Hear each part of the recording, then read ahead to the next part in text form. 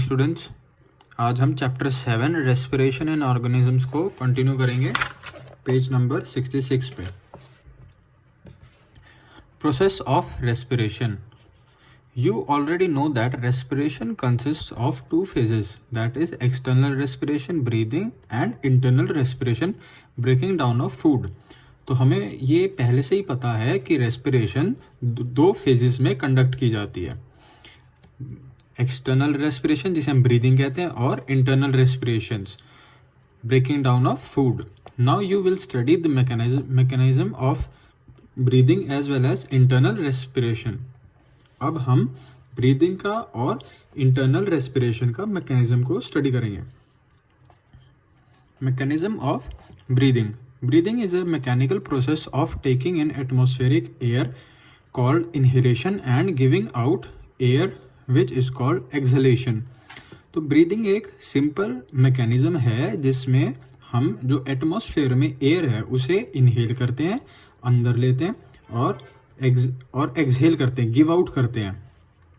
In this way breathing is completed in two phases. तो इस तरीके से हमारी जो ब्रीदिंग है वो टू फेजेस में की जाती है। Number 1 inhalation, number 2 exhalation. Inhalation, when air inside the chest cavity and the air from the surrounding enter the lungs get filled with air and hence the first phase of breathing which is inhalation is completed। तो जब बाहर की हवा atmospheric air उसको हम अपने lungs में खींचते हैं, लंग्स को फिल करते हैं नोज के थ्रू, उसे हम इनहेलेशन कहते हैं और इसी तरह हमारा जो फर्स्ट प्रोसेस है वो कंप्लीट होता है। Exhalation, during exhalation the ribs move downwards and inwards and eight the same time diaphragm moves upward. तो जब हम एक्सहेल करते हैं तो हमारे जो रिब्स हैं वो डाउनवर्ड्स और अंदर की तरफ इनवर्ड्स जाते हैं and eight the same time the diaphragm moves upwards, और उसी टाइम हमारा जो डायफ्राम है वो ऊपर की तरफ मूव करता है। In this way high pressure area is created and food is forced to move out of the chest cavity. तो इस तरीके से हाई प्रेशर क्रिएट होता है और जो एयर है वो फोर्स हो जाती है बाहर जाने के लिए। At the same time the size of the lungs is reduced as it contracts. तो उसी टाइम जो हमारी लंग्स का साइज है वो भी छोटा हो जाता है जैसे ही वो कॉन्ट्रैक्ट करती है। Internal respiration. In the process of internal respiration food is broken down into simpler substances and energy is produced। तो जो इंटरनल रेस्पिरेशन है उस प्रोसेस में फूड को ब्रेक किया जाता है सिंपलर सब्सटेंसेस में ताकि एनर्जी प्रोड्यूस हो सके। During the process of inhalation air reaches the lungs.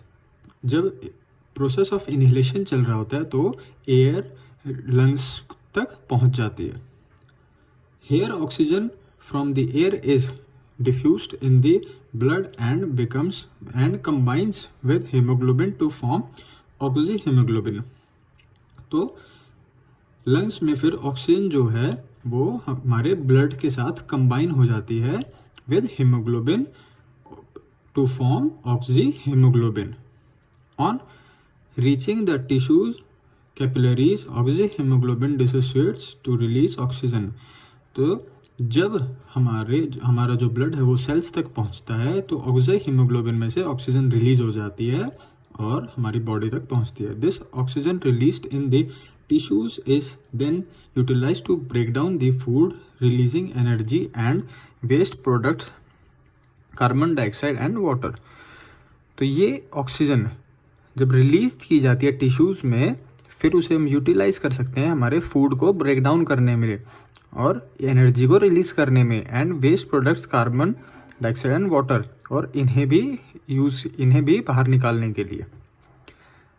The carbon dioxide formed enters the blood from the tissue. तो जो कार्बन डाइऑक्साइड बनती है वो हमारे ब्लड तक ब्लड में एंटर करती है टिश्यूज के जरिए। It is carried mainly as bicarbonates and partly as carbamide haemoglobin. तो it is carried mainly as, तो मेन जो ब्लड में जो हमारी कार्बन डाइऑक्साइड जाएगी वो मेनली दो तरह से जाती है, एक बाइकार्बोनेट्स की फॉर्म में और दूसरी पार्टली दूसरी कार्बामाइड की फॉर्म में। On reaching the lungs, oxygenation of food causes release of carbon dioxide from both bicarbonate and carbamide haemoglobin. तो जब ये हमारा oxygenated blood on reaching the lungs, oxygenation of blood causes release of carbon dioxide. तो जब हमारा blood lungs तक पहुंचता है तो ऑक्सीजन हमारे ब्लड के अंदर जाती है और कार्बन डाइऑक्साइड बाहर जाती है, और जब कार्बन डाइऑक्साइड बाहर जाएगी तो दोनों फॉर्म में से निकल जाती है, जो हमारी बाइकार्बोनेट है और कार्बामाइड हीमोग्लोबिन में बिन है। इन दोनों फॉर्म्स में से जो हमारी कार्बन डाइऑक्साइड वो बाहर निकल जाती है। Carbon dioxide is release from the lungs into the atmosphere during exhalation. तो हमारी जो कार्बन डाइऑक्साइड है वो हमारी लंग्स में से एटमॉस्फेयर में बाहर चली जाती है जब हम उसे एक्सहेल करते हैं।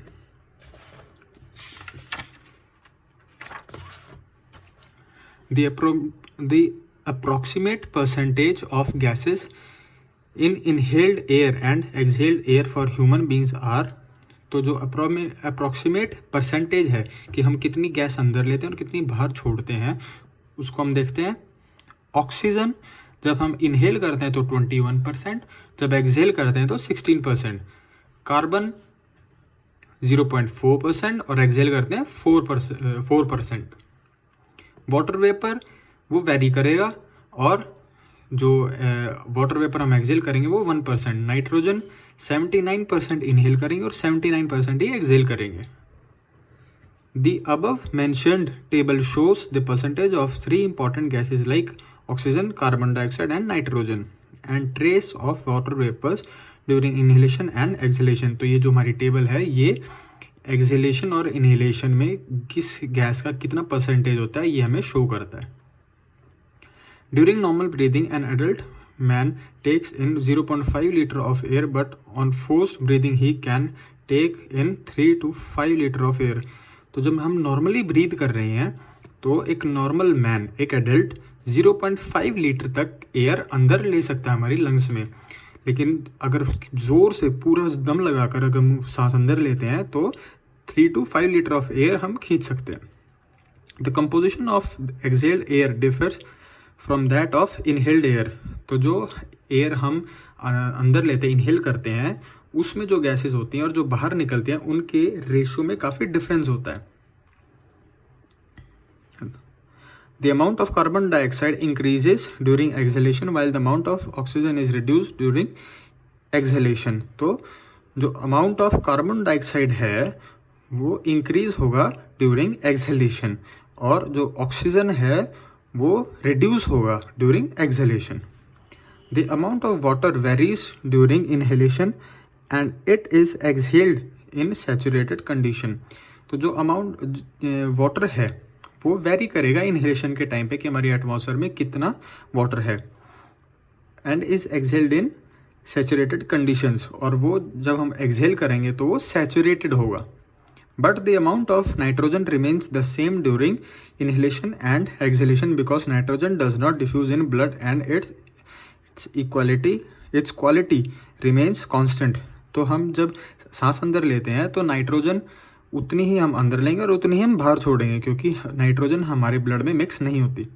Besides the inhaled air makes the temperature of the body high and the temperature of this air is higher than that of air present in the environment.